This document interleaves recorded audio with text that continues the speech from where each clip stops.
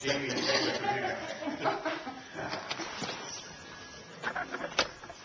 you, Ellen. It's my pleasure to be here. My name is Jamie Scott, and I work as a, well, first of all, I'm a fifth-generation immigrant to Canada from Scotland, so I'm associated with the influx of people who brought the Eurocentric and Christian-centric kind of viewpoint to North America, to Turtle Island, and imposed their way. And so I have, personally, and as well as in my association with the United Church of Canada, much to own and much to repair.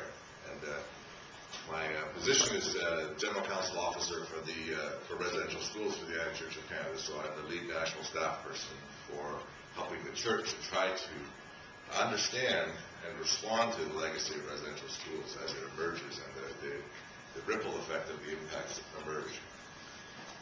As I start, I'd like you to hold in your mind the teaching from my faith tradition for the next few minutes, and that's the teaching from the Gospel of Matthew, chapter 5, verse 21, where Jesus talks about the importance of repairing broken relationships. And he's recorded as saying, when you are offering your gift at the altar, if you remember that your brother or sister has something against you, leave your gift there before the altar and go. First be reconciled to your brother or sister, then come and offer your gift. So I understand when I think about that to mean that in living out my faith, if I am seeking to be in right relation with God, I need also to think about being in right relation with my neighbor, that somehow those things are interconnected and I would say interdependent, that I cannot be in right relation with God if I'm not in right relation with my neighbor. So in my responsibility as an individual and as in my role, I'm attempting to help the church think about what it means to be accountable, to what it means to be in right relation, to understand, first of all, what the brokenness in our relationship is about, because many people in Canada and many people in the United Church don't understand much about the broken relationship. The United Church ended its involvement in residential schools in 1969, so many people think it's just something of the past. You do not understand that there are many survivors today, like Alvin, who are living with the impacts of residential schools, but also their families, their communities, their children, their grandchildren, and on, because this was such a devastating policy, and only one of the policies that had to do with colonialism, but a very effective one, that its ramifications continue to move on. So I'm going to say something this morning about what the United Church has tried to do, but I acknowledge right from the beginning with Alvin that we have a long, long way to go, and that we've just started this journey. For the past 25 years, the United Church has been on this journey of learning and also remembering that our Aboriginal neighbors have something against us. Since 1986, when an Aboriginal woman stood up in one of our General Council's national meetings and said that the church needed to apologize for its treatment of Aboriginal people, we have been remembering and bringing back the consciousness and awareness of that brokenness that came about between the settlers to this country and those who already lived in Canada. The journey has been individual as well as collective, and I just want to say a little bit about my own learning before I talk about the institution. Most Canadians, like me, didn't learn anything about Aboriginal people, their culture, or their history, let alone residential schools, in any of the educational stages they went through. The residential school system isn't mentioned at all and still remains invisible for most Canadians. Even today, there's only about a paragraph and a half in high school history books about Aboriginal people. That's changing, but that's the reality still in some schools. So it wasn't until I was an adult that I began to understand this silent and hidden part of our history. I went in 1980 on an exposure tour to Trinidad to learn about third world poverty, believing that injustice was out there. I learned an important perspective from looking at the world through the eyes of the two-thirds world. They experienced the world as divided between those who count and those who don't count. Those who count, of course, being by and large the North northern wealthy countries, developed countries, and those who don't count being often the southern poorer countries. One member of our group was a Catholic priest who worked in the north of Canada. His name was Rene Fumalo, and he worked with the Dene people. And he worked in a different way that Alvin's talking about. He became very much part of their culture and learned their language and so on, very highly respected by them.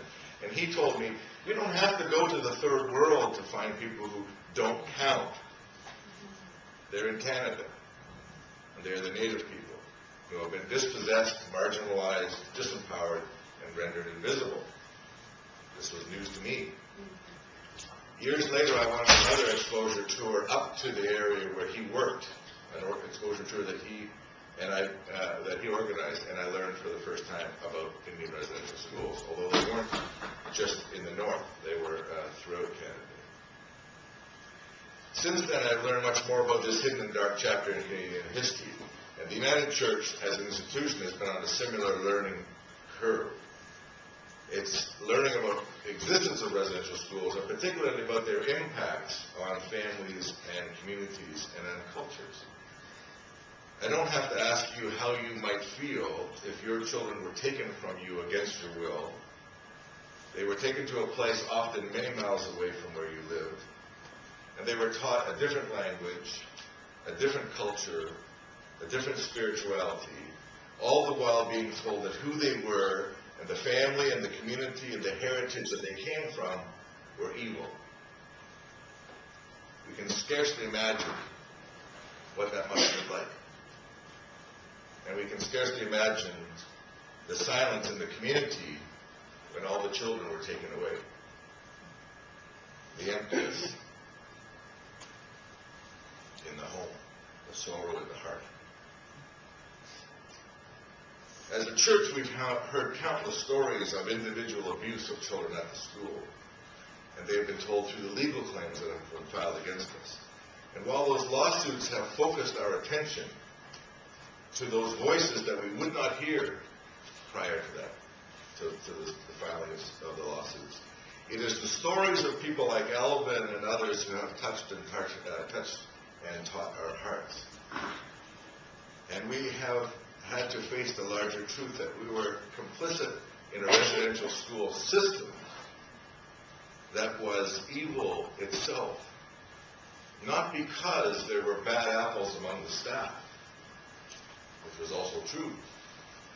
It was evil because it was a part of a systemic attempt, a national attempt, a government attempt, in which the churches were complicit, to eradicate a people. This was recognized in the apology offered by the Prime Minister, our Prime Minister, a year and a half ago in June of 2008, when he said, two primary objectives of the residential school system were to remove and isolate children from the influence of their homes, families, traditions, and cultures, and to assimilate them into the dominant culture. These objectives were based on the assumption that Aboriginal cultures and spiritual beliefs were inferior and unequal. Indeed, some sought, as it was famously said, to kill the Indian in the child. Today, we recognize that this policy of assimilation was wrong, has caused great harm, and has no place in our country. That's a quote from the apology. The impacts, as Alvin can tell you, and others, have been intergenerational and long-term. It doesn't, again, take much imagination to recognize that people who have been through such a history would experience disconnection with their heritage, confusion about their identity, and dysfunction in their community and social lives. That is part of the healing journey that they are on. When you remember that your neighbor has something against you, go and be reconciled. Be proactive. So having recognized the brokenness in this relationship, as a church we are called to be proactive. Our efforts toward reconciliation started with an apology in 1986, as I mentioned, which said in part, we tried to make you be like us, and in doing so, we helped to destroy the vision that made you what you were. As a result, you and we are poor, the image of the Creator in us is twisted and blurred, and we are not what we are meant by God to be. In